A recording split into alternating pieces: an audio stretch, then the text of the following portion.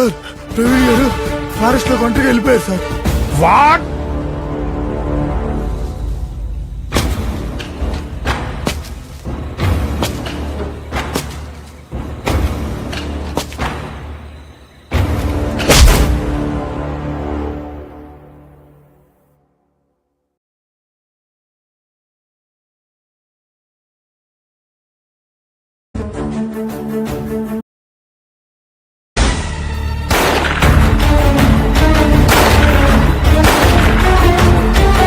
మనం ఏం చేస్తాం? ఆ నక్సల్స్ వాడి తలలో మండ్యాన్ని పంపిస్తారు. దాంతో ప్రెస్ మీట్ పెట్టేద్దాం, లేకపోతే మనల్ని అంటారు.